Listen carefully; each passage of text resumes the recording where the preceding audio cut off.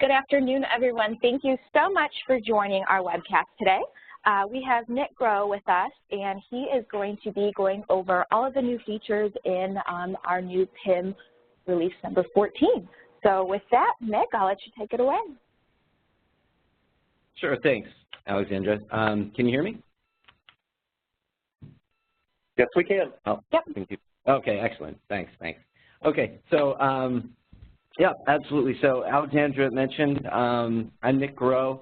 By way of introduction, I'm a product manager for the CA Privileged Access Manager product line. So today I'm going to go through just a few items on the agenda. I'm going to bring that up right here. So the first 6 items or so, that's going to be concentrating mostly on the features that we've introduced relatively recently, say over the past couple of quarters. And then the 7th is a little bit of space for future items. And so without further ado, we'll just jump right in. So one of the things that we introduced recently is a CAPTCHA feature. And so what this is going to do is it works a little bit, it does a good job of actually counteracting scripts, bots, and other forms of brute force password attacks. And you can see the example right here. This is what it looks like. It's basic. It is a bit configurable. And there are a couple of things that I want to note. There is a default. So the CAPTCHA doesn't appear right away, but by default, it'll actually appear, it'll get enabled after 3 failed login attempts. And then after 5 login attempts, by default, the user will be locked they'll be locked out for 20 minutes. And depending on how you have things configured in PIM, when a user gets locked or unlocked, an email notification can get sent. So onto Grayscale. So this is something that is particularly useful for some of our larger customers or larger deployments. And the reason you might want to have this is if you have a lot of session recordings, or you store them for a particularly long amount of time, it can eventually start taking up a lot of space. So what we did was we essentially implemented a way to make the session recordings just how it sounds, instead of color, just putting it into grayscale.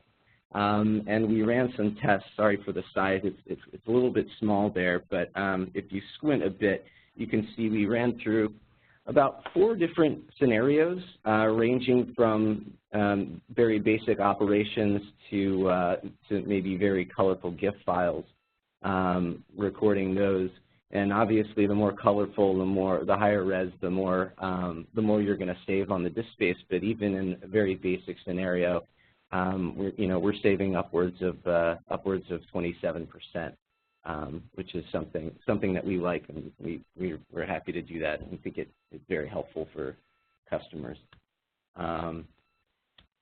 So the next feature I'm going to go over is a group check-in, check-out.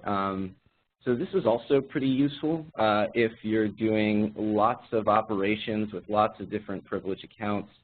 It's a sort of a group action feature, and what it allows you to do is just like it says, check in and check out multiple privileged accounts at the same time. And what you'll see is at the bottom of the screen when you go to select these accounts, in the lower right-hand portion, you'll see sort of a group actions drop-down, and we have it highlighted here below. And then what you can do is you select the users that you want, and you can check them all out at the same time. And then another useful thing that we implemented is on the check-in side, you can, of course, check in any one of the privileged accounts that you already checked out. But you also have the option to check in all the other accounts in that group at the same time.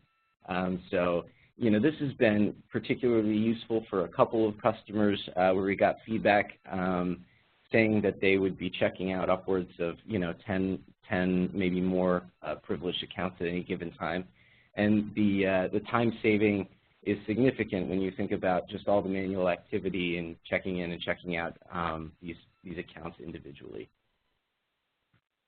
So the next feature that we have is a little bit behind the scenes, but the reason we're calling it out here is because what this does is it makes it a little bit easier for customers to go along the migration path from from PIM to server control.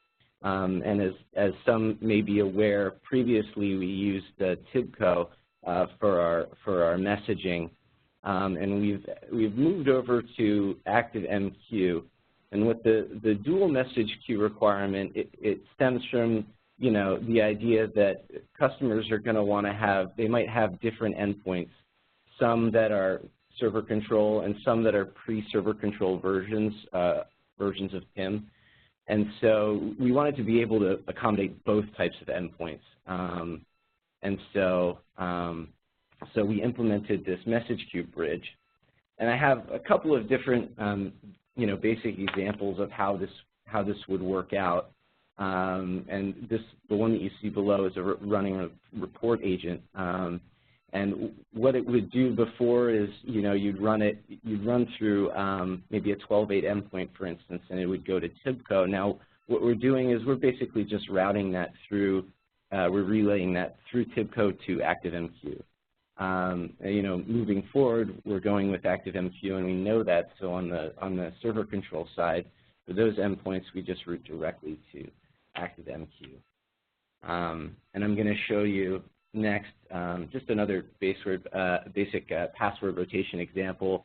It's sort of going in the opposite direction, but it has the same feel because in order to communicate with some of the older endpoints, we might need to go through TIBCO. So both password rotations are going to, they'll get initially routed through ActiveMQ, and then that'll split it off to either TIBCO if it's a 12.8 endpoint, or go directly to a server control endpoint. So the next feature that we're going to discuss today is the database proxy, which essentially allows users to connect to a remote database. It works very similarly to the RDP proxy.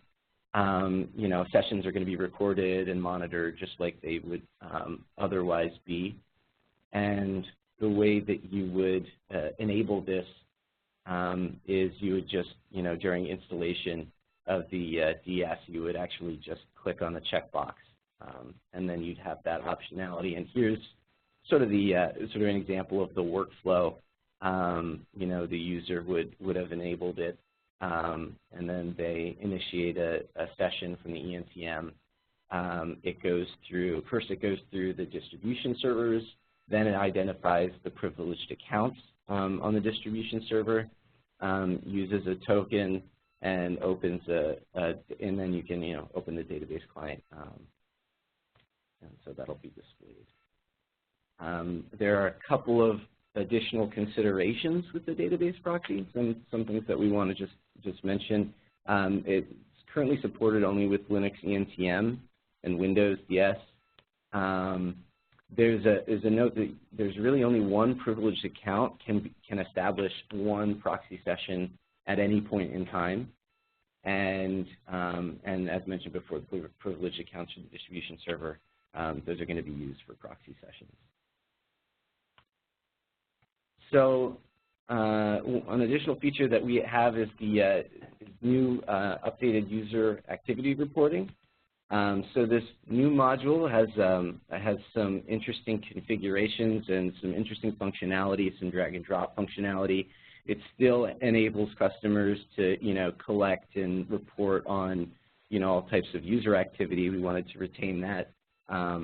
But of course, it would add a little bit more functionality when creating ad hoc reports. So you can navigate to this through the reports and through view UARM reports.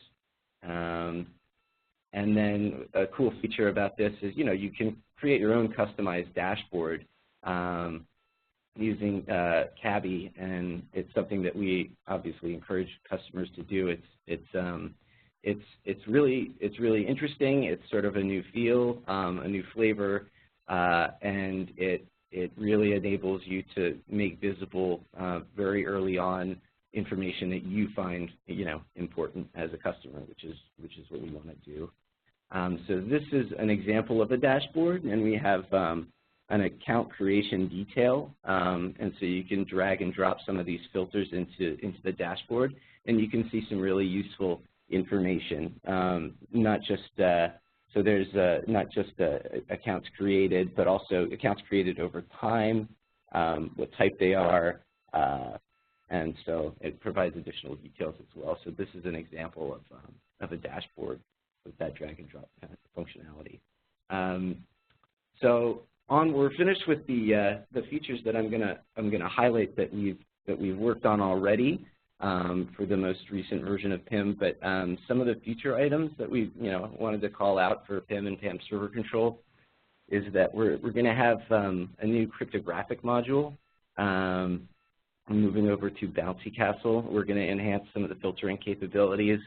Another thing that we're doing is we're introducing a policy management UI, whereas before a lot of policy management was kind of done through the command line interface, which it can get a bit cumbersome. It's very time consuming to learn, so we wanted to be able to introduce a UI that would kind of relieve some of that burden.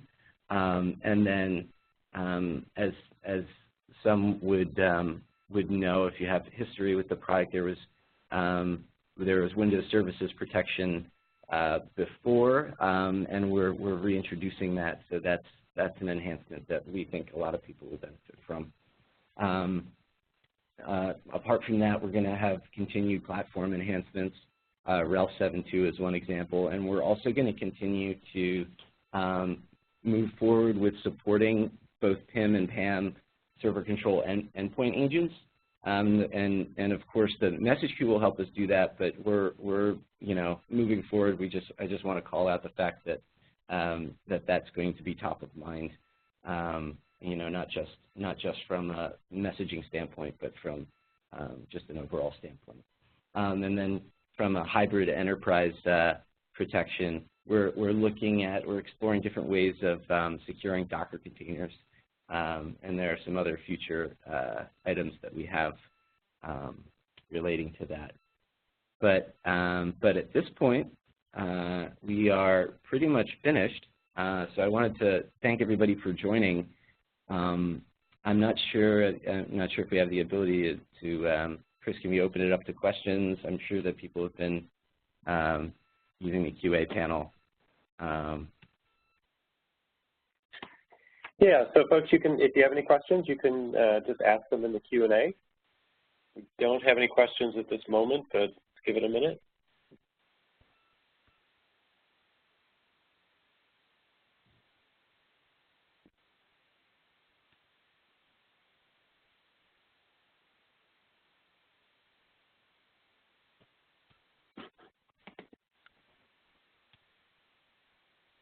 I'm not seeing any questions, Nick.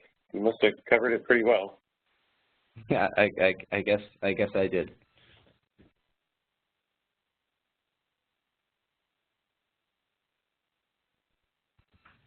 Alexandra, did you have anything further?